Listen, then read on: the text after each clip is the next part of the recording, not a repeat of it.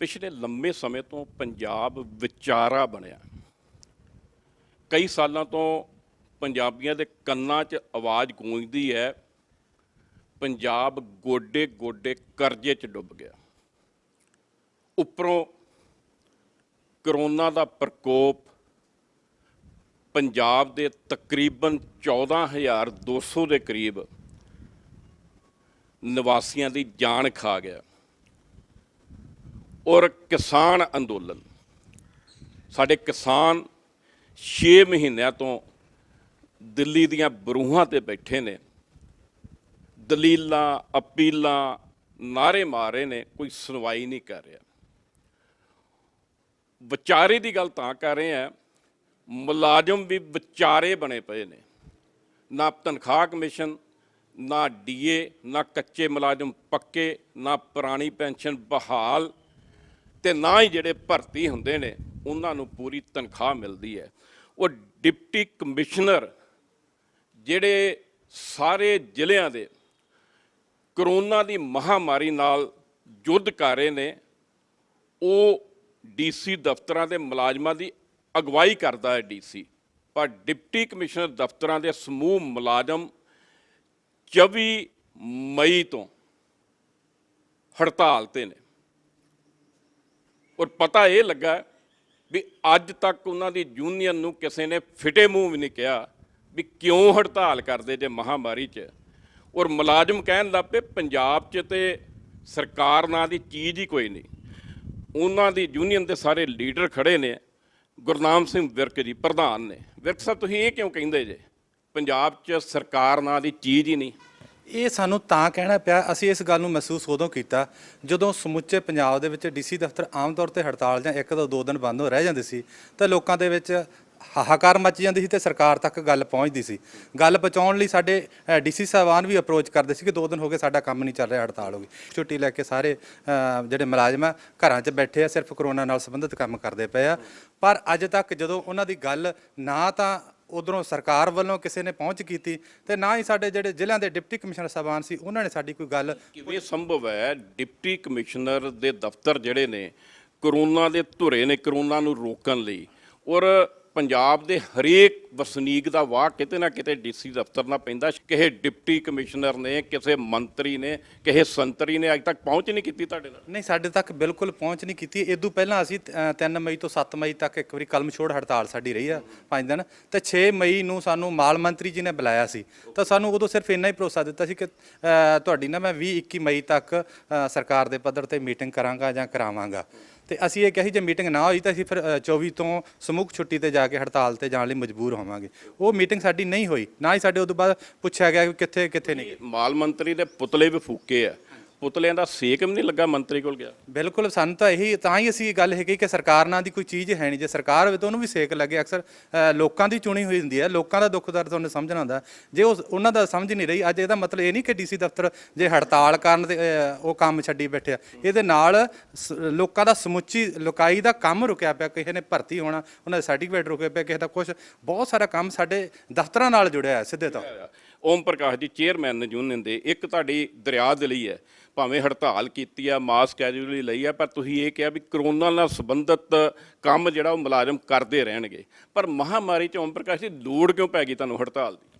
ਹੜਤਾਲ ਦੀ ਲੋੜ ਸਾਨੂੰ ਤਾਂ ਇਸ ਕਰਕੇ ਪੈ ਗਈ ਕਿ ਸਾਡੀਆਂ ਕੁਝ ਮੰਗਾਂ ਜਿਹੜੀਆਂ ਸੀਗੀਆਂ ਪਹਿਲਾਂ ਪਿਛਲੇ ਇਲੈਕਸ਼ਨ 'ਚ ਸਾਡੀਆਂ ਮਨਜ਼ੂਰ ਹੋਈਆਂ ਸੀਗੀਆਂ, ਮਨਜ਼ੂਰ ਹੋ ਕੇ ਦਫ਼ਤਰ 'ਚ ਗਈਆਂ, ਉੱਥੇ ਨੋਟੀਫਿਕੇਸ਼ਨ ਹੀ ਜਾਰੀ ਹੋਣਾ ਸੀ। ਉਹ 4.5 ਸਾਲ ਹੋ ਗਿਆ ਸਾਡਾ ਨੋਟੀਫਿਕੇਸ਼ਨ ਨਹੀਂ ਜਾਰੀ ਹੋਇਆ।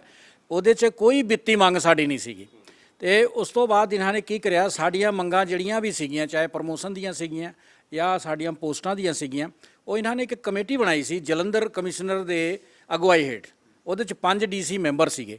ਉਹਨਾਂ ਨੇ ਸਾਡੀਆਂ ਮੰਗਾਂ ਨੂੰ 1-2 ਨੂੰ ਛੱਡ ਕੇ ਬਾਕੀ ਉਹਨਾਂ ਨੇ ਤਕਰੀਬਨ 7-8 ਮੰਗਾਂ ਸਾਡੀਆਂ ਉਹਨਾਂ ਨੇ ਰਿਕਮੈਂਡ ਕਰਤੀਆਂ ਕਿ ਇਹਨਾਂ ਦਾ ਨੋਟੀਫਿਕੇਸ਼ਨ ਜਾਰੀ ਕੀਤਾ ਜਾਵੇ। ਉਹ ਨਹੀਂ ਮੰਗਾ, ਉਹ ਹਾਲੇ ਤੱਕ ਨਹੀਂ ਲਾਗੂ ਹੋਇਆ। ਉਸ ਤੋਂ ਬਾਅਦ ਇਹਨਾਂ ਨੇ ਇੱਕ ਰੈਵਨਿਊ ਕਮਿਸ਼ਨ ਬਣਾਇਆ ਹੋਇਆ। ਰੈਵਨਿਊ ਕਮਿਸ਼ਨ ਕੋਲ ਸਾਡੀਆਂ 3 ਡਿਮਾਂਡਾਂ ਗਈਆਂ ਸੀਗੀਆਂ ਕਿ ਇਹਦੇ 'ਚ ਰੈਵਨਿਊ ਕਮਿਸ਼ਨ ਫੈਸਲਾ ਲਏਗਾ ਤੇ ਤਾਂ ਅਸੀਂ ਨੋਟੀਫਿਕੇਸ਼ਨ ਕਰਾਂਗੇ। ਹੁਣ ਤਾਂ ਰੈਵਨਿਊ ਕਮਿਸ਼ਨ ਦਾ ਕੁਝ ਪਤਾ ਹੀ ਨਹੀਂ ਲੱਗ ਰਿਹਾ ਕਿ ਹੈ ਕਿ ਨਹੀਂ ਹੈਗਾ, ਵਜੂਦ 'ਚ ਰਿਹਾ ਕਿ ਨਹੀਂ ਰਿਹਾ। ਉਹ ਇਸ ਤਰ੍ਹਾਂ ਕਰਕੇ ਸਾਨੂੰ ਗੁੰਮਰਾਹ ਕੀਤਾ ਜਾ ਰਿਹਾ ਹੈ ਰੈਵਨਿਊ ਡਿਪਾਰਟਮੈਂਟ ਵੱਲੋਂ। ਸਾਡੀਆਂ ਜਿਹੜੀਆਂ ਪੋਸਟਾਂ 2018 ਤੋਂ ਖਾਲੀ ਪਈਆਂ ਸੁਪਰਡੈਂਟ ਗ੍ਰੇਡ 1 ਦੀਆਂ, ਗ੍ਰੇਡ 2 ਦੀਆਂ ਕਮਿਸ਼ਨਰਾਂ ਕੋਲ ਖਾਲੀ ਪਈਆਂ, ਉਹ ਛੋਟੀਆਂ ਨੁਕਤਾਚੀਨੀਆਂ ਕਾਰਨ ਕਰਕੇ ਉਹ ਸਾਰੀਆਂ ਰੁਕੀਆਂ ਪਈਆਂ। ਯੂਨੀਅਨ ਦੇ ਜਨਰਲ ਸਕੱਤਰ ਵੀ ਸਾਡੇ ਨਾਲ ਮੌਜੂਦ ਨੇ। ਮਹਾਮਾਰੀ ਦੌਰਾਨ ਚਾਹੀਦਾ ਨਹੀਂ ਤੁਹਾਨੂੰ ਵੀ ਦਫ਼ਤਰਾਂ 'ਚ ਟਿਕ ਕੇ ਕੰਮ ਕਰਦੇ, ਕਿਉਂ ਹੜਤਾਲ ਵਾਲੇ ਰਾਹ ਪਏ ਤੇ? ਸਰ, ਹੜਤਾਲ ਕਰਨ ਦਾ ਜੋ ਮੇਨ ਕਾਰਨ ਹੈ ਕਿ ਸਾਡੇ ਕੋਲ ਸਟਾਫ ਹੈ ਨਹੀਂ। ਲਗਭਗ ਪੰਜਾਬ ਦੇ ਡੀਸੀ ਦਫ਼ਤਰ, ਐਸਡੀਐਮ ਦਫ਼ਤਰ ਤੇ ਤਹਿਸੀਲ ਦਫ਼ਤਰਾਂ ਦੇ ਵਿੱਚ ਲਗਭਗ 1100 ਤੋਂ ਵੀ ਵੱਧ ਪੋਸਟਾਂ ਸਾਡੀਆਂ ਖਾਲੀ ਪਈਆਂ। ਇਹ ਲਗਭਗ ਇਹਨੂੰ ਹੋ ਚਲਾ 5-6 ਸਾਲ ਤੋਂ ਸਾਰੇ ਖਾਲੀ ਪਈਆਂ ਹੋਈਆਂ। ਅਸੀਂ ਸਰਕਾਰ ਤੇ ਜ਼ਿਲ੍ਹਿਆਂ ਦੇ ਜ਼ਿਲ੍ਹੇ ਬਣਾ ਰਹੀ, ਤਹਿਸੀਲਾਂ ਤੇ ਤਹਿਸੀਲਾਂ ਬਣਾ ਰਹੀ, ਮੁਲਾਜ਼ਮ ਨਹੀਂ ਦੇ ਰਹੀ ਨਾਲ। ਮੁਲਾਜ਼ਮ ਦੇ ਨਹੀਂ ਰਹੀਗੀ। ਉਹ ਜ਼ਿਲ੍ਹਿਆਂ ਤੇ ਜ਼ਿਲ੍ਹੇ ਸਾਨੂੰ ਕੋਈ ਇਤਰਾਜ਼ ਨਹੀਂਗਾ, ਚਾਹੇ ਹਰ ਸਬ ਡਿਵੀਜ਼ਨ ਨੂੰ ਜ਼ਿਲ੍ਹਾ ਬਣਾ ਦਿੱਤਾ ਜਾਵੇ, ਲੇਕਿਨ ਘੱਟੋ ਘੱਟ ਸਾਨੂੰ ਸਟਾਫ ਤਾਂ ਦਿਓ। ਇੱਕ ਬੰਦੇ ਨੂੰ 3-3 ਸੀਟਾਂ ਦਾ ਕੰਮ ਕਰਨਾ ਪੈ ਰਿਹਾ ਸਰ, ਬਹੁਤ ਔਖਾ ਹੈ। ਅਸੀਂ ਇਸ ਸਮੇਂ ਦੌਰਾਨ ਫਿਰ ਵੀ ਅਸੀਂ ਜੋ ਹੈ ਹੜਤਾਲ ਦੇ ਦੌਰਾਨ ਵੀ ਜਾਂ ਛੁੱਟੀ ਦੌਰਾਨ ਵੀ ਜੋ ਹੈ ਅਸੀਂ ਕਰੋਨਾ ਦਾ ਕੰਮ ਉਸੇ ਤਰ੍ਹਾਂ ਬਦਸਤੂਰ ਅਸੀਂ ਜਾਰੀ ਰੱਖਿਆ ਹੋਇਆ।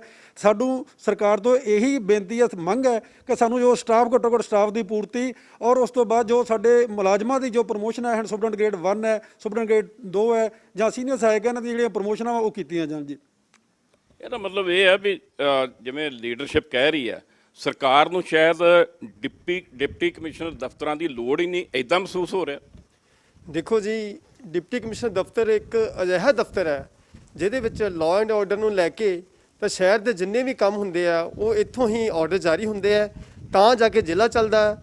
ਇਸੇ ਤਰ੍ਹਾਂ ਇੱਕ ਜ਼ਿਲ੍ਹੇ ਨਾਲ 22 ਜ਼ਿਲ੍ਹੇ ਚੱਲਦੇ ਆ ਤਾਂ ਫਿਰ ਜਾ ਕੇ ਸਰਕਾਰ ਚੱਲਦੀ ਹੈ। ਪਰ ਜੇ ਡਿਪਟੀ ਕਮਿਸ਼ਨਰ ਦਫ਼ਤਰਾਂ ਦੇ ਵਿੱਚ ਨੋਰਮਸ ਦੇ ਮੁਤਾਬਕ ਸਟਾਫ ਹੀ ਮੁਹੱਈਆ ਨਹੀਂ ਕਰਵਾਇਆ ਜਾਊਗਾ ਤਾਂ ਉਹ ਡਿਪਟੀ ਕਮਿਸ਼ਨਰ ਜਿਹੜਾ ਹੈਗਾ ਪੂਰੇ ਜ਼ਿਲ੍ਹੇ ਨੂੰ ਕਿਵੇਂ ਚਲਾਉਣਗੇ, ਜਾਂ 22 ਜ਼ਿਲ੍ਹਿਆਂ ਦੇ ਡਿਪਟੀ ਕਮਿਸ਼ਨਰ ਪੂਰੇ ਪੰਜਾਬ ਨੂੰ ਕਿਵੇਂ ਚਲਾਉਣਗੇ? ਵਿੱਤ ਸਕੱਤਰ ਵੀ ਨੇ ਯੂਨੀਅਨ ਦੇ ਨਾਲ ਸਾਡੇ ਨਾਲ ਖੜੇ ਨੇ। ਤੁਹਾਡੀ ਸਟ੍ਰਾਈਕ ਦਾ ਕੋਈ ਅਸਰ ਨਹੀਂ ਹੋਇਆ ਤੇ ਤੁਹਾਡੇ ਕੋਲ ਫਿਰ ਅਗਲਾ ਹਥਿਆਰ ਕੀ ਹੈ? ਸਰ, ਸਾਡੇ ਕੋਲ ਫਿਰ ਸਟ੍ਰਾਈਕ ਤੋਂ ਬਿਨਾਂ ਕੋਈ ਚਾਰਾ ਨਹੀਂ ਰਹਿ ਜਾਂਦਾ, ਕਿਉਂਕਿ ਸਰਕਾਰ ਸਾਡੇ ਨਾਲ ਗੱਲ ਕਰਨੀ ਨਹੀਂ ਚਾਹੁੰਦੀ। ਅਸੀਂ ਜਿਹੜੇ ਆ ਗੱਲ ਕਰਨ ਨੂੰ ਟੇਬਲ ਤੇ ਤਿਆਰ ਹਾਂ ਗੱਲ ਕਰਕੇ, ਕਿਉਂਕਿ ਕੋਈ ਵੀ ਮਸਲੇ ਦਾ ਹੱਲ ਜਿਹੜਾ ਵਾ ਉਹ ਟੇਬਲ ਟਾਕ ਦੇ ਨਾਲ ਹੀ ਹੁੰਦਾ ਵਾ। ਤੋ ਸਰਕਾਰ ਜਿਹੜਾ ਹਾਲੇ ਤੱਕ ਸਾਨੂੰ ਸੁਣਿਆ ਨਹੀਂ ਆ, ਤੋ ਇਹ ਸਟ੍ਰਾਈਕ ਜਿਹੜੀ ਇਦਾਂ ਹੀ ਕੰਟੀਨਿਊ ਜਾਰੀ ਰੱਖਾਂਗੇ ਸਾਡੇ, ਕਿਉਂਕਿ ਸਾਰੇ ਪੰਜਾਬ ਦੇ ਜਿਹੜੇ ਸਾਥੀ ਆ ਉਹ ਸੋਚ ਰਹੇ ਕਿ ਸਰਕਾਰ ਨੇ ਸਾਨੂੰ ਜਿਹੜੀ ਪੰਜਾਬ ਸਰਕਾਰ ਜਿਹੜਾ ਉਹ ਸਾਨੂੰ ਉੱਧਰ ਹੀ ਛੱਡ ਕੇ ਬੈਠੇ ਆ, ਜਦ ਕਿ ਉਹਨਾਂ ਨੂੰ ਸਾਨੂੰ ਸੁਣਨਾ ਚਾਹੀਦਾ। ਤੇ ਇਹ ਸਟ੍ਰਾਈਕ ਜਿਹੜੀ ਹੈ ਕੰਟੀਨਿਊ ਪਿੱਛੇ ਨਹੀਂ ਹਟਣ ਵਾਲੇ ਜੀ। ਅਸੀਂ ਮੁਲਾਜ਼ਮ ਕਹਿੰਦੇ ਨੇ ਹੜਤਾਲ ਜਾਰੀ ਰਹੂਗੀ, ਸਰਕਾਰ ਗੱਲ ਨਹੀਂ ਕਰਨਾ ਚਾਹੁੰਦੀ। ਵਿਰਕ ਸਾਹਿਬ, ਤੁਹਾਨੂੰ ਪਹਿਲਾਂ ਵੀ ਕਈ ਤਰ੍ਹਾਂ ਦੇ ਮੁਲਾਜ਼ਮਾਂ ਦੇ ਹੱਕ 'ਚ ਨਾਅਰੇਬਾਜ਼ੀ ਕਰਦਿਆਂ ਦੇਖਿਆ। 4 ਸਾਲ ਹੋ ਗਏ ਆ, ਨਾਅਰੇ ਮਾਰਦੇ ਰਹੇ, ਤਨਖਾਹ ਕਮਿਸ਼ਨ ਦਿਓ, ਡੀਏ ਦਿਓ, ਕੱਚੇ ਮੁਲਾਜ਼ਮ ਪੱਕੇ ਕਰੋ, ਪੁਰਾਣੀ ਪੈਨਸ਼ਨ ਬਹਾਲ ਕਰੋ, ਮੁਲਾਜ਼ਮਾਂ ਦੀ ਭਰਤੀ ਪੂਰੀਆਂ ਤਨਖਾਹਾਂ ਕਰੋ, ਮੰਨੀਆਂ ਨਹੀਂ ਗਈਆਂ। ਇਹਦਾ ਕਾਰਨ ਕੀ ਸਮਝਦੇ ਜੀ ਤੁਸੀਂ? ਸਰਕਾਰ ਕਿਉਂ ਨਹੀਂ ਤੁਹਾਡੀ ਆਵਾਜ਼ ਤਾਂ ਉਹਨਾਂ ਦੇ ਕੰਨਾਂ 'ਚ ਜਾਂਦੀ? ਇਹਦਾ ਕਾਰਨ ਅਸੀਂ ਜਿੱਥੋਂ ਤੱਕ ਸਮਝਦੇ ਮਨਪ੍ਰੀਤ ਬਾਦਲ ਸਾਡੇ ਵਿੱਚ ਇੱਕ ਬਹੁਤ ਵੱਡਾ ਅੜਿੱਕਾ ਬਣ ਗਿਆ, ਜਦੋਂ ਹਰ ਗੱਲ ਦੇ ਵਿੱਚ ਖਜ਼ਾਨਾ ਖਾਲੀ ਕਹਿ ਕੇ ਹਰ ਇੱਕ ਦੀ ਜਿਹੜੀ ਜਾਇਜ਼ ਮੰਗ ਨੂੰ ਅੱਖੋਂ ਪਰੋਖੇ ਕਰ ਦੇਣਾ। ਕਿਉਂਕਿ ਜਿਹੜੀ ਕੈਬਨਿਟ ਸਬ ਕਮੇਟੀ ਬਣੀ ਸੀ ਉਹਨੇ ਵੀ ਸਾਨੂੰ ਤਕਰੀਬਨ ਸਾਰੇ ਮਿਨਿਸਟਰ ਕੀ ਸਾਰਿਆਂ ਨੂੰ ਸੁਣਿਆ, ਪਰ ਉਹਦਾ ਰਿਜ਼ਲਟ ਕੀ ਨਿਕਲਿਆ? ਮਤਲਬ ਕਿ ਸਾਨੂੰ ਕਮੇਟੀਆਂ ਦੇ ਵਿੱਚ ਹੀ ਉਲਝਾ ਲਿਆ, ਕੋਈ ਕਮਿਸ਼ਨ ਕੋਈ ਕਮੇਟੀ, ਜਦ ਕਿ ਅਸਲੀਅਤ ਵਿੱਚ ਇਹ ਚਾਹੀਦਾ ਸੀ। ਕਿਉਂਕਿ ਮਨਸ਼ਾ ਜਿਹੜੀ ਹੈਗੀ ਨਾ, ਜਿੰਨੀ ਦੇਰ ਠੀਕ ਨਾ ਹੋਊਗੀ, ਸਾਡੀ ਨੀਅਤ ਨਾ ਠੀਕ ਹੋਊਗੀ, ਉਨੀ ਦੇਰ ਨੀਤੀ ਸਹੀ ਨਹੀਂ ਹੋ ਸਕਦੀ। ਇਹਨਾਂ ਦੀ ਨੀਅਤ ਠੀਕ ਨਹੀਂ ਸੀ। ਸਰਕਾਰ ਦੇ ਵਿੱਚ ਜਿਹੜੇ ਸ਼ਾਮਲ ਕੁਝ ਸਿਆਸੀ ਲੋਕ ਆ ਨਾ ਜੀ, ਉਹ ਸਾਨੂੰ ਇਸ ਤਰ੍ਹਾਂ ਦੇਖਦੇ ਜਿਵੇਂ ਇਹ ਉਹਨਾਂ ਦੇ ਨਿੱਜੀ ਬੋਝ ਹੁੰਦੇ ਆ।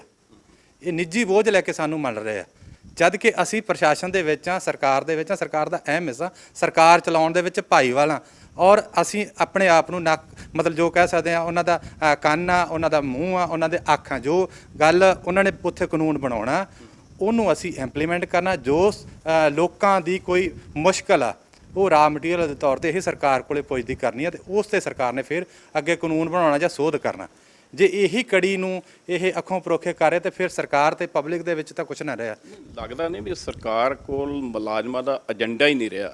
ਤੁਸੀਂ ਖਾਸ ਕਰਕੇ ਮਿਨਿਸਟੀਰੀਅਲ ਯੂਨੀਅਨ ਨੇ ਮਹੀਨਾ ਪਰ ਹੜਤਾਲਾਂ ਕੀਤੀਆਂ ਨੇ, ਅਖੀਰ ਤੁਸੀਂ ਚੰਡੀਗੜ੍ਹ ਆਉਂਦੇ ਜੇ, ਸਬ ਕਮੇਟੀ ਕੋਲ ਆਉਂਦੇ ਜੇ, ਕਹਿ ਦਿੰਦੇ ਵੱਡੇ ਵਾਅਦੇ ਕੀਤੇ, ਤੇ ਮੇਰਾ ਖਿਆਲ 4 ਸਾਲ 2-3 ਮਹੀਨੇ ਤੇ ਨਿਕਲ ਗਏ ਨੇ। ਇਹਦਾ ਮਤਲਬ ਮੁਲਾਜ਼ਮਾਂ ਦਾ ਏਜੰਡਾ ਖਤਮ ਹੋ ਗਿਆ ਸਰਕਾਰ ਦੇ ਘਰ 'ਚ। ਇਹ ਤੁਸੀਂ ਇੱਥੋਂ ਵੀ ਅੰਦਾਜ਼ਾ ਲਗਾ ਸਕਦੇ ਹੋ। ਜੇ ਮੈਂ ਇੱਕ ਛੋਟੀ ਜਿਹੀ ਉਦਾਹਰਨ ਦਿੰਦਾ ਨਾਲ, ਸੰਗਰੂਰ ਜ਼ਿਲ੍ਹਾ ਇੱਕ, ਉਹਦੇ ਵਿੱਚ 2016 ਤੋਂ ਪਹਿਲਾਂ 6 ਸਬ ਡਿਵੀਜ਼ਨਾਂ ਸੀ। ਪਿਛਲੀ ਸਰਕਾਰ ਨੇ 3 ਨਵੀਆਂ ਸਬ ਡਿਵੀਜ਼ਨਾਂ ਬਣਾਤੀਆਂ, 9 ਸਬ ਡਿਵੀਜ਼ਨਾਂ ਹੋ ਗਈਆਂ, ਜਦ ਕਿ ਇੱਕ ਸਬ ਡਿਵੀਜ਼ਨ ਐਸਟੀਐਮ ਦਫ਼ਤਰ ਦੇ ਵਿੱਚ 3 ਅਸਿਸਟੈਂਟ, 7 ਕਲਰਕ ਤੇ ਇੱਕ ਸੁਪਰਡੈਂਟ, ਇਸੇ ਤਰ੍ਹਾਂ ਹੋਰ ਪੋਸਟਾਂ ਦੀਆਂ। ਇਵੇਂ ਤਹਿਸੀਲ ਦੇ ਵਿੱਚ 14 ਕਲਰਕ, ਇੱਕ ਅਸਿਸਟੈਂਟ ਤੇ ਸਟੈਨੋ ਜਾਂ ਸੇਵਾਦਾਰ ਜਾਂ ਹੋਰ ਅਫਸਰ ਚਾਹੀਦੇ ਹੁੰਦੇ ਆ। ਉਹ ਬਣਾਤੇ, ਪਰ ਉਹ ਪੋਸਟਾਂ ਨਹੀਂ ਦਿੱਤੀਆਂ ਸਾਨੂੰ। ਤੇ ਹੁਣ ਅੱਗੇ ਨਵਾਂ ਐਲਾਨ ਕਰ ਦਿੱਤਾ ਕਿ ਅਸੀਂ ਮਲੇਰਕੋਟਲਾ ਜ਼ਿਲ੍ਹਾ ਬਣਾਵਾਂਗੇ। ਇਸ ਟਾਈਮ ਤੇ 70 ਪੋਸਟਾਂ ਜਿਹੜੀਆਂ ਕਲਰਕਾਂ ਦੀਆਂ ਖਾਲੀ ਆ ਸੰਗਰੂਰ ਜ਼ਿਲ੍ਹੇ ਦੇ ਵਿੱਚ, ਸਿਰਫ ਸੰਗਰੂਰ ਜ਼ਿਲ੍ਹੇ ਦੇ ਵਿੱਚ, ਜਦ ਕਿ ਸਾਡੇ ਸਦਰ ਦਫ਼ਤਰ ਤੇ 90-95 ਪੋਸਟਾਂ ਤੋਂ ਲੈ ਕੇ 120 ਤੱਕ ਪੋਸਟਾਂ ਕਲਰਕਾਂ ਦੀਆਂ ਹੁੰਦੀਆਂ। ਤੁਸੀਂ ਆਪ ਅੰਦਾਜ਼ਾ ਲਾਓ। ਡੀਸੀ ਦਾ ਪੀਏ ਉੱਥੇ ਪ੍ਰਮੋਟ ਨਹੀਂ ਹੋਇਆ ਅਜੇ ਤੱਕ। ਉਦੋਂ ਥੱਲੇ ਏਡੀਸੀ ਦੀ ਪੋਸਟ ਆ, ਉਹਦੇ ਨਾਲ ਸੀਨੀਅਰ ਸਕੇਲ ਸਟੈਨੋਗ੍ਰਾਫਰ ਪ੍ਰਮੋਟ ਨਹੀਂ। 6 ਐਸਟੀਐਮ ਦਫ਼ਤਰਾਂ ਦੇ ਵਿੱਚ ਉਹਨਾਂ ਦੇ ਨਾਲ ਜੂਨੀਅਰ ਸਕੇਲ ਸਟੈਨੋਗ੍ਰਾਫਰ ਪ੍ਰਮੋਟ ਨਹੀਂ। ਤੇ ਮੇਨ ਪੋਸਟ ਸੁਪਰਡੈਂਟ ਗ੍ਰੇਡ 1 ਤੇ ਸੁਪਰਡੈਂਟ ਗ੍ਰੇਡ 2 ਦੀਆਂ 3 ਖਾਲੀ ਪਈਆਂ, 8 ਅਸਿਸਟੈਂਟ ਦੀਆਂ ਖਾਲੀ ਪਈਆਂ ਉੱਤੇ। ਇਹ ਸੰਗਰੂਰ ਦੀ ਗੱਲ ਕਰ ਰਿਹਾ। ਉਸ ਜ਼ਿਲ੍ਹੇ ਦੇ ਵਿੱਚੋਂ ਹੁਣ ਇੱਕ ਮਲੇਰਕੋਟਲਾ ਕਿਵੇਂ ਜ਼ਿਲ੍ਹਾ ਬਣੇਗਾ? ਓਮ ਪ੍ਰਕਾਸ਼ ਜੀ, ਵਿਰਕ ਸਾਹਿਬ ਉਹ ਸਵਾਲ ਵਾਲੇ ਪਾਸੇ ਨਹੀਂ ਗਿਆ। ਕੀ ਕਾਰਨ ਹੈ? ਤੁਹਾਡੇ ਨਾਅਰੇ ਕਮਜ਼ੋਰ ਪੈ ਗਏ ਆ, ਤੁਹਾਡਾ ਸੰਘਰਸ਼ ਪੇਤਲਾ ਪੈ ਗਿਆ। 4 ਸਾਲ ਤੋਂ ਉੱਪਰ ਹੋ ਗਿਆ, ਕੈਪਟਨ ਤੇ ਟੈਸਟ ਤੋਂ ਮਸ ਨਹੀਂ ਆਇਆ। ਸਾਡਾ ਸੰਘਰਸ਼ ਕਮਜ਼ੋਰ ਨਹੀਂ ਹੋਇਆ, ਨਾ ਅਸੀਂ ਕਮਜ਼ੋਰ ਹੋਏ ਹਾਂ। ਸਰਕਾਰ ਬੋਲੀ ਹੋ ਗਈ ਹੈ ਤੇ ਇਹ ਸਾਨੂੰ ਜਾਂ ਸਾਰੇ ਮੁਲਾਜ਼ਮਾਂ ਨੂੰ, ਕਿਸੇ ਵੀ ਕੈਟਾਗਰੀ ਦੇ ਮੁਲਾਜ਼ਮ ਹੈ, ਉਹਨਾਂ ਨੂੰ ਸਾਰਿਆਂ ਨੂੰ ਇਗਨੋਰ ਕਰ ਰਹੀ ਹੈ। ਹੁਣ ਤੁਸੀਂ ਦੇਖ ਲਓ ਕਿ ਵਿਧਾਨ ਸਭਾ 'ਚ ਇਹਨਾਂ ਨੇ ਜਿਹੜਾ ਪੇ ਕਮਿਸ਼ਨ ਹੈ ਉਹ 1 ਜੁਲਾਈ 21 ਤੋਂ ਲਾਗੂ ਕਰ ਦਿੱਤਾ ਹੈ ਤੇ ਰਿਪੋਰਟ ਆ ਗਈ ਕਿ 1/1/16 ਤੋਂ ਮਿਲੇ। ਹਾਂ, 1/1/16 ਤੇ ਦਿਓ। ਉਹ ਤਾਂ ਪੋਸੀਬਲ ਨਹੀਂ ਹੈ, ਕਿਉਂਕਿ ਜਿਹੜਾ ਕਾਨੂੰਨ ਬਣ ਗਿਆ ਵਿਧਾਨ ਸਭਾ 'ਚ ਲਾਗੂ ਤਾਂ ਉਹੀ ਹੋਣਾ। ਹੁਣ ਕਦੋਂ ਕਰਨਾ ਇਹ ਸਰਕਾਰ ਦਾ ਕੰਮ ਹੈ, ਲਾਗੂ ਨਹੀਂ ਕਰਨਾ ਇਹ ਸਾਨੂੰ ਵਿਸ਼ਵਾਸ ਹੈ। ਕਿਉਂ ਕਿ ਉਹਨਾਂ ਨੇ ਇੱਕ ਕਮੇਟੀ ਬਣਾਤੀ।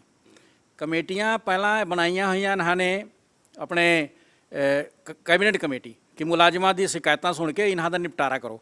ਉਹਦੀ 2 ਮੀਟਿੰਗਾਂ ਹੋਈਆਂ, 3 ਮੀਟਿੰਗ ਹੀ ਨਹੀਂ ਹੋਈ।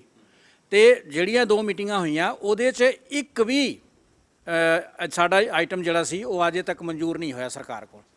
ਤੇ ਇਹ ਸਿਰਫ ਟਾਈਮ ਪਾਸ ਕਰਨ ਵਾਸਤੇ ਕਮੇਟੀਆਂ ਬਣਦੀਆਂ, ਸਾਡੀ ਕੋਈ ਸੁਣਵਾਈ ਨਹੀਂ ਹੋਣੀ। ਦੋਸਤ, ਓਮ ਪ੍ਰਕਾਸ਼ ਜੀ ਕਹਿੰਦੇ ਨੇ ਸਾਡਾ ਸੰਘਰਸ਼ ਤੇ ਮਜ਼ਬੂਤ ਹੈ, ਪਰ ਕੈਪਟਨ ਸਰਕਾਰ ਦੇ ਕੰਨ ਬੋਲੇ ਹੋ ਗਏ ਆ। ਕੰਨ ਬੋਲੇ ਜਿਹੜੇ ਹੋ ਗਏ, ਉਹਨਾਂ ਦੇ ਕੰਨਾਂ 'ਚ ਕਿਤੇ ਆਵਾਜ਼ ਪਹੁੰਚਾਉਣ ਦੇ ਤੁਸੀਂ ਸਮਰੱਥ ਹੋਵੋਗੇ? ਬਿਲਕੁਲ ਜੀ। ਇਹ ਜਿਹੜੀ ਬੋਲੀ ਸਰਕਾਰ ਆ, ਕੰਨ ਤਾਂ ਇਹਦੇ ਬੋਲੇ ਹੈਗੇ ਆ, ਇਹ ਸਰਕਾਰ ਗੂੰਗੀ ਵੀ ਹੋ ਗਈ ਹੈ ਵੀ ਇਹ ਕੁਝ ਬੋਲਣ ਨੂੰ ਤਿਆਰ ਨਹੀਂ। ਘੱਟੋ ਘੱਟ ਕਰਮਚਾਰੀਆਂ ਦੀਆਂ ਜਥੇਬੰਦੀਆਂ ਨੂੰ, ਜਿੱਦਾਂ ਡੀਸੀ ਦਫ਼ਤਰ ਦੇ ਪੂਰੇ ਪੰਜਾਬ ਦੇ ਦਫ਼ਤਰ ਬੰਦ ਪਏ ਆ, ਇਹਨਾਂ ਨੂੰ ਬੁਲਾ ਕੇ ਸੂਬਾ ਬਾਡੀ ਨੂੰ ਇੱਕ ਵਾਰੀ ਸੁਣਨਾ ਤਾਂ ਚਾਹੀਦਾ। ਇੰਨੀ ਗੂੰਗੀ ਹੋ ਗਈ ਹੈ ਸਰਕਾਰ ਵੀ ਇਹ ਮੁਲਾਜ਼ਮ ਜਥੇਬੰਦੀਆਂ ਨੂੰ ਇੱਕ ਵਾਰੀ ਬੁਲਾ ਕੇ ਸੁਣਨ ਨੂੰ ਹੀ ਤਿਆਰ ਨਹੀਂ ਹੈਗੀ। ਤਾਂ ਉੱਥੇ ਇਹੋ ਜਿਹੀ ਸਰਕਾਰ ਤੋਂ ਆਪਾਂ ਕੀ ਆਸ ਕਰਦੇ ਹਾਂ ਕਿ ਜਿਹੜੀ ਉਹ ਆਪਣੇ ਮੁਲਾਜ਼ਮਾਂ ਪ੍ਰਤੀ ਸੰਜੀਦਾ ਨਹੀਂ ਹੈਗੀ, ਉਹ ਸ਼ਹਿਰ ਦੇ ਵਾਸੀਆਂ ਪ੍ਰਤੀ ਸੰਜੀਦਾ ਕਿਵੇਂ ਆ, ਆਪਣੇ ਸਟੇਟ ਦੇ ਵਾਸੀਆਂ ਪ੍ਰਤੀ ਕਿਵੇਂ ਸੰਜੀਦਾ ਆ। ਕਿਉਂਕਿ ਸੰਜੀਦਾ ਦੀ ਗੱਲ ਮੈਂ ਤਾਂ ਕਰ ਰਿਹਾ ਕਿ ਡਿਪਟੀ ਕਮਿਸ਼ਨਰ ਦਫ਼ਤਰ ਹੀ ਅਜਿਹੇ ਦਫ਼ਤਰ ਆ ਜਿਨ੍ਹਾਂ ਦਫ਼ਤਰਾਂ ਵਿੱਚੋਂ ਹਰ ਇੱਕ ਮੱਦ ਦਾ ਕੰਮ ਹੁੰਦਾ, ਹਰ ਇੱਕ ਸਬਜੈਕਟ ਦਾ ਕੰਮ ਹੁੰਦਾ। ਸਰਕਾਰ ਕਿਤੇ ਨਾ ਕਿਤੇ ਬੋਲੀ ਦੇ ਨਾਲ ਗੂੰਗੀ ਵੀ ਹੋ ਚੁੱਕੀ ਹੈ। ਓਮ ਪ੍ਰਕਾਸ਼ ਨੇ ਕਿਹਾ ਬੋਲੀ ਹੋ ਗਈ ਹੈ, ਕਹਿੰਦੇ ਗੂੰਗੀ ਵੀ ਹੋ ਗਈ। ਜਿਹੜੀ ਚੀਜ਼ ਹੀ ਗੂੰਗੀ ਬੋਲੀ ਹੋ ਰਹੀ, ਉਦੋਂ ਕੋਈ ਮਿਲਣ ਦੀ ਆਸ ਹੈਗੀ ਤੁਹਾਨੂੰ ਇਨਸਾਫ? ਨਹੀਂ, ਜ਼ਰੂਰ ਹੈ। ਫਿਲਹਾਲ ਕੱਲਾ ਡੀਸੀ ਦਫ਼ਤਰ ਹੀ ਹੈ, ਸਾਡੇ ਬਾਕੀ 35-40 ਡਿਪਾਰਟਮੈਂਟ ਹੈਗੇ ਆ। ਲੱਗਦਾ ਜੇਕਰ ਇਹ ਨਹੀਂ ਮੰਨਣਗੇ ਤਾਂ ਉਹ ਸਾਰੇ ਡਿਪਾਰਟਮੈਂਟ ਵੀ ਸਾਡੇ ਨਾਲ ਆ ਜਾਣਗੇ। ਸਾਡੇ ਵੀ ਮਨ ਨੂੰ ਦੁੱਖ ਲੱਗਦਾ ਕਿ ਜਦੋਂ ਸਾਡੇ ਕੋਲ ਕੋਈ ਨਿਰਾਸ਼ ਜਾਂਦਾ, ਸਾਡੀ ਸਟ੍ਰਾਈਕ ਹੁੰਦੀ ਆ, ਕੋਈ ਵੀ ਬੰਦਾ ਜਦੋਂ ਘਰ ਨੂੰ ਬਿਨਾਂ ਕੰਮ ਤੋਂ ਜਾਂਦਾ, ਸਾਡੇ ਵੀ ਮਨ ਨੂੰ ਦੁੱਖ ਲੱਗਦਾ। ਪਰ ਸਾਡੀਆਂ ਜਿਹੜੀਆਂ ਮੰਗਾਂ, ਸਾਡੀਆਂ ਜਿਹੜੀਆਂ ਡਿਮਾਂਡਸ ਆ, ਉਹ ਸਰਕਾਰ ਸੁਣੇ ਤਾਂ ਅਸੀਂ ਉਹਨਾਂ ਦੀਆਂ ਜਿਹੜੀਆਂ ਸਟ੍ਰਾਈਕ ਤੋਂ ਵਾਪਸ ਆ ਜਾਵਾਂਗੇ ਜੀ, ਕੋਈ ਚੱਕਰ। ਵਾਪਸ ਆ ਜਾਵਾਂਗੇ। ਫਿਰ ਕਰੀ ਜੋਗਿੰਦਰ ਜੀ ਕੋਲ ਜਾਂਦੇ ਆ। ਤੁਹਾਡੇ ਦੋਸਤ ਕਹਿੰਦੇ ਨੇ ਵੀ ਜਦੋਂ ਲੋਕ ਡੀਸੀ ਦਫ਼ਤਰ ਕੰਮ ਕਰਾਉਣ ਆਉਂਦੇ ਤੇ ਹੜਤਾਲ ਕਰਨ ਕੰਮ ਨਹੀਂ ਹੁੰਦਾ, ਉਹਨਾਂ ਨੂੰ ਦੁੱਖ ਲੱਗਦਾ। ਤੁਹਾਡੀ ਗੱਲ ਸਰਕਾਰ ਸੁਣ ਨਹੀਂ ਰਹੀ, ਤੁਹਾਨੂੰ ਗੱਲਬਾਤ ਲਈ ਬੁਲਾਇਆ ਨਹੀਂਗਾ। ਲੋਕ ਜਿਹੜੇ ਦੁਖੀ ਹੋ ਕੇ ਘਰਾਂ ਨੂੰ ਵਾਪਸ ਜਾਂਦੇ, ਕੀ ਲੱਗਦਾ ਤੁਹਾਨੂੰ ਵੀ ਸਰਕਾਰ ਨੂੰ ਉਹਨਾਂ ਦਾ ਦੁੱਖ ਵੀ ਨਹੀਂ ਪਤਾ? ਬਿਲਕੁਲ ਜੀ, ਸਰਕਾਰ ਜਿਵੇਂ ਦੱਸਿਆ ਗਿਆ ਹੈ ਕਿ ਗੂੰਗੀ ਤੇ ਬੋਲੀ ਹੋ ਚੁੱਕੀ ਹੈ। ਪਬਲਿਕ ਨੂੰ ਵੀ ਇਹ ਪਤਾ ਲੱਗ ਚੁੱਕਿਆ ਵਾ ਕਿ ਵੀ ਉਹ ਜਿਹੜਾ ਹੈ ਮੁਲਾਜ਼ਮਾਂ ਦੀ ਗੱਲਬਾਤ ਨਹੀਂ ਸੁਣ ਰਹੇ। ਮੈਂ ਇੱਥੇ ਦੱਸਣਾ ਚਾਹਾਂਗਾ ਕਿ ਜਿਹੜੇ ਡੀਸੀ ਦਫ਼ਤਰ ਦੀਆਂ ਜੋ ਸਾਡੀਆਂ ਡਿਮਾਂਡਸ ਨੇ, ਇਹ 98% ਸਾਡੇ ਇਹੋ ਜਿਹੇ ਡਿਮਾਂਡ ਨੇ ਜਿਹਦੇ ਤੇ ਸਰਕਾਰ ਦਾ ਕੋਈ ਪੈਸਾ ਹੀ ਨਹੀਂ ਲੱਗਦਾਗਾ। ਬਿਨਾਂ ਪੈਸੇ ਤੋਂ ਹੋਣ ਵਾਲੇ ਕੰਮ ਨੇ। ਜਿਸ ਤਰ੍ਹਾਂ ਸਾਡੇ ਸੁਪਰਡੈਂਟ ਗ੍ਰੇਡ 1 ਦਫ਼ਤਰਾਂ ਦੇ ਵਿੱਚ ਮਤਲਬ ਹੈਗੇ ਆ, ਇਹਨਾਂ ਨੂੰ ਅਸੀਂ ਸਰਕਾਰ ਨੂੰ ਇਹ ਬੇਨਤੀ ਕੀਤੀ ਸੀ ਕਿ ਸੁਪਰਡੈਂਟ ਗ੍ਰੇਡ 1 ਜੋ ਹੈ ਕਿ ਗਜ਼ਟਡ ਅਫਸਰ ਹੁੰਦਾ ਹੈ, ਇਹਦਾ ਨਾਂ ਸੁਪਰਡੈਂਟ ਤੋਂ ਬਦਲ ਕੇ ਐਡਮਿਨਿਸਟ੍ਰੇਸ਼ਨ ਆਫੀਸਰ ਜਾਂ ਪ੍ਰਬੰਧ ਅਫਸਰ ਰੱਖਤਾ ਜਾਵੇ। ਡੈਜਿਗਨੇਸ਼ਨ ਚੇਂਜ ਕਰਨ ਵਾਲਾ, ਇਸੇ ਤਰ੍ਹਾਂ ਹੋਰ ਬਿਨਾਂ ਪੈਸੇ ਸਾਡੀਆਂ ਬਹੁਤ ਸਾਰੀਆਂ ਡਿਮਾਂਡ ਨੇ ਜੋ ਸਰਕਾਰ ਦਾ ਲੱਗਦਾ ਹੀ ਕੁਝ ਨਹੀਂ ਗਾ, ਉਹ 'ਤੇ ਕੋਈ ਖਰਚਾ ਵੀ ਨਹੀਂ ਆਉਂਦਾਗਾ। ਤੇ ਸਰਕਾਰ ਨੂੰ ਚਾਹੀਦਾ ਹੈ ਕਿ ਸਾਡੇ ਨਾਲ ਜਿਸ ਤਰ੍ਹਾਂ ਪਿਛਲੀ ਗਵਰਨਮੈਂਟ ਨੇ 2017 ਦੇ ਵਿੱਚ ਜੋ ਹੈ ਸਾਡੀਆਂ ਵਿਧਾਨ ਸਭਾ ਦੇ ਵਿੱਚ ਇਹ ਸਾਰੀਆਂ ਮੰਗਾਂ ਉੱਥੇ ਪ੍ਰਵਾਨ ਕਰਕੇ ਉਹਨਾਂ ਦੇ ਪ੍ਰਬੰਧਕੀ ਅਫਸਰਾਂ ਨੇ ਸਾਰੇ ਜਿਹੜੇ ਆ ਮੇਨ ਉੱਚ ਅਧਿਕਾਰੀਆਂ ਨੂੰ ਲੈਟਰ ਵੀ ਜਾਰੀ ਕਰਤਾ ਸੀਗਾ ਕਿ ਇਹਨਾਂ ਦੇ ਨੋਟੀਫਿਕੇਸ਼ਨ ਕੀਤੇ ਜਾਣ, ਪਰ ਉਹਨਾਂ ਨੇ ਨੋਟੀਫਿਕੇਸ਼ਨ ਨਹੀਂ ਕੀਤੀਆਂ। ਇਸ ਬਾਬਤ ਅਸੀਂ ਜਦੋਂ ਮਾਲ ਮੰਤਰੀ ਸਾਹਿਬ ਨੂੰ ਮੌਜੂਦਾ ਮਾਲ ਮੰਤਰੀ ਸਾਹਿਬ ਨੂੰ ਜਦੋਂ ਮਿਲੇ ਨਵੀਂ ਸਰਕਾਰ ਵੇਲੇ, ਤੇ ਉਹਨਾਂ ਨੇ ਉਹ ਸਾਰੇ ਸਾਡੇ ਜਿਹੜੀਆਂ ਮੰਗਾਂ ਪ੍ਰਵਾਨ ਹੋਈਆਂ ਸੀ ਦੇਖਿਆ, ਤੇ ਉਸ ਤੋਂ ਬਾਅਦ ਉਹਨਾਂ ਨੇ ਬਾਈਟ ਵੀ ਦਿੱਤੀ ਸਰਕਾਰੀ ਤੌਰ ਤੇ ਕਿ ਮੁਲਾਜ਼ਮਾਂ ਦੀਆਂ ਆਹ ਜਿਹੜੀਆਂ ਮੰਗਾਂ ਸੀ ਸਾਰੀਆਂ ਅਸੀਂ ਪ੍ਰਵਾਨ ਕਰਦੇ ਹਾਂ। ਲੇਕਿਨ ਮਾਲ ਮੰਤਰੀ ਦਾ ਜੋ ਹੁਕਮ ਸੀਗਾ ਥੱਲੜੇ ਲੈਵਲ ਦੇ ਉੱਪਰ ਜਾਂ ਉਹਨਾਂ ਦੇ ਆਫੀਸਰ ਸਾਹਿਬਾਨ ਨੇ ਉਹਨੂੰ ਵੀ ਲਾਗੂ ਨਹੀਂ ਕੀਤਾ। ਕੋਈ ਸਾਡੀ ਡਿਮਾਂਡ ਜੋ ਹੈ ਉਹਨਾਂ ਵੱਲੋਂ ਮੰਨੀ ਨਹੀਂ ਗਈ ਜੀ। ਸਰ ਜਿਵੇਂ ਇਹਨਾਂ ਨੇ ਦੱਸਿਆ ਜੋਗਿੰਦਰ ਹੋਣਾ ਨੇ, ਪੰਜਾਬ ਸਰਕਾਰ ਦੇ ਮੰਤਰੀ MLA ਵੀ ਇਹ ਰੋਣਾ ਰੋ ਰਹੇ ਆ ਵੀ ਪੰਜਾਬ ਵਿੱਚ ਅਫਸਰਸ਼ਾਹੀ ਦੀ ਸਰਕਾਰ ਚੱਲਦੀ ਰਹੀ। ਜਿਵੇਂ ਇਹ ਦੱਸ ਰਹੇ ਮਾਲ ਮੰਤਰੀ ਕਹਿੰਦਾ ਮੰਗਾਂ ਮੰਨ ਲਈਆਂ, ਤੇ ਇਹਦਾ ਲੱਗਦਾ ਵੀ ਕੈਪਟਨ ਸਰਕਾਰ 'ਚ ਅਫਸਰਾਂ ਦਾ ਰਾਜ ਹੀ ਚੱਲ ਰਿਹਾ। ਅਫਸਰਾਂ ਦਾ ਵੀ ਅਫਸਰ ਵੀ ਮੇਰੇ ਖਿਆਲ ਹੁਣ ਇਸ ਗੱਲੋਂ ਪਹਿਲਾਂ ਕੁਝ ਟਾਈਮ ਲੱਗਦਾ ਸੀ ਕਿ ਅਫਸਰਾਂ ਦਾ ਰਾਜ ਹੈਗਾ।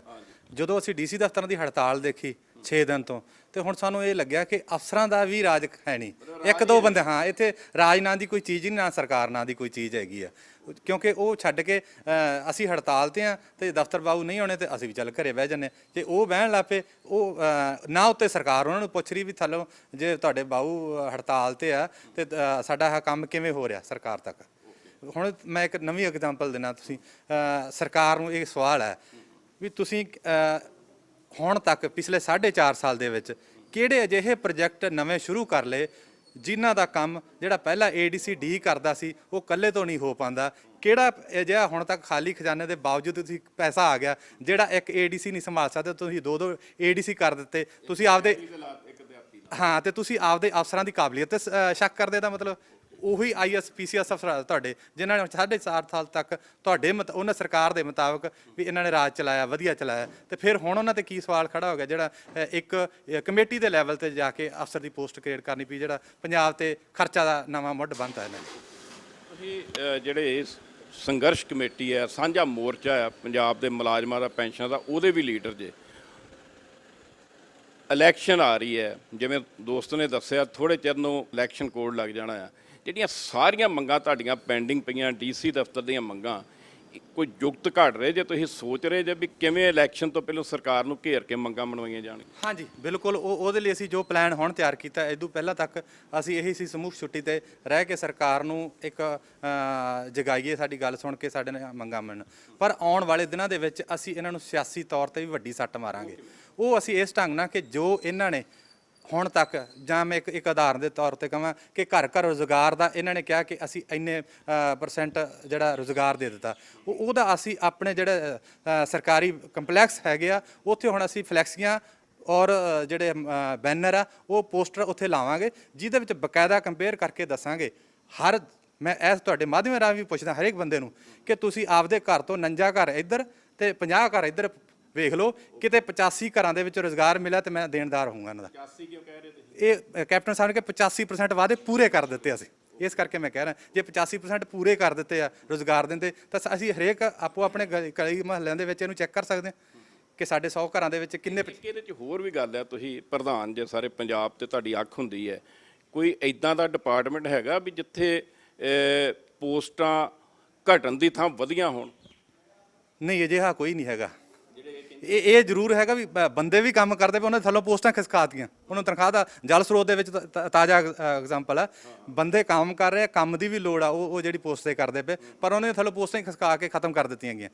ਇਸੇ ਤਰ੍ਹਾਂ DC ਦਫ਼ਤਰਾਂ ਦੇ ਵਿੱਚ ਵੀ ਇਹਨਾਂ ਨੇ ਪੁਨਰ ਗਠਨ ਦੇ ਨਾਂ ਤੇ ਪੋਸਟਾਂ ਖਤਮ ਕੀਤੀਆਂ। ਤੁਸੀਂ ਜਦੋਂ ਇਹਨਾਂ ਦਾ ਇੱਕੋ ਸਮਝ ਤੋਂ ਬਾਹਰ ਆ, ਤੁਸੀਂ ਕਹਿੰਦੇ ਜਿਹੜੇ ਮੁੜ ਗਠਨ ਕੀਤੇ ਵਿਭਾਗ, ਪੋਸਟਾਂ ਖਤਮ ਕਰਤੀਆਂ, ਘਟਾਤੀਆਂ। ਪਰਸੋਂ ਮੁੱਖ ਮੰਤਰੀ ਸਾਹਿਬ ਦਾ ਬਿਆਨ ਆਇਆ ਵੀ 16 ਲੱਖ ਨੌਕਰੀਆਂ ਦੇਤੀਆਂ, 1 ਲੱਖ ਜਲਦੀ ਦੇ ਰਹੇ ਆ। ਉਹ ਮੈਂ ਤਾਂ ਹੀ ਕਿਹਾ ਸੀ ਨਾ ਜੀ, 100 ਘਰ ਜਦੋਂ ਦੇਖਾਂਗੇ 100 ਘਰ ਤੋਂ ਆਪਣੇ ਆਪ ਮਾਨਾ ਨਿਕਲ ਜਾਣਾ। ਹਰੇਕ ਬੰਦੇ ਨੇ ਜੋ ਦੇਖਣਾ ਇਹ ਕਿੰਨੇ ਕੁ ਬੰਦਿਆਂ ਨੂੰ ਨੌਕਰੀਆਂ ਮਿਲੀਆਂ।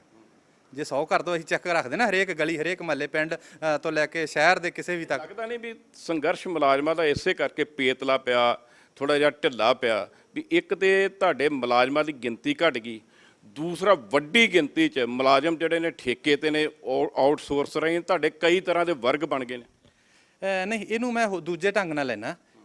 ਕਿਸੇ ਟਾਈਮ ਤੇ ਸਰਕਾਰ ਦੇ ਵਿੱਚ ਨਾ ਕੋਈ ਇਹ ਗੱਲ ਜਿਹੜੇ ਸ਼ਾਮਲ ਲੋਕ ਹੁੰਦੇ ਸੀ ਉਹ ਇਸ ਚੀਜ਼ ਨੂੰ ਸਮਝਦੇ ਸੀ ਕਿ ਜਦੋਂ ਰੋਸ ਜਾਗਿਆ ਥੱਲੇ ਮੁਲਾਜ਼ਮ ਵਰਗ ਦੇ ਵਿੱਚ ਤਾਂ ਜਦੋਂ ਕਾਲੇ ਬਿੱਲੇ ਲਾ ਲਏ ਤੇ ਉਹ ਗੱਲ ਕਰਕੇ ਇਮੀਡੀਏਟ ਗੱਲ ਕਰਨ ਨੂੰ ਤਿਆਰ ਹੋ ਜਾਂਦੇ ਸੀ।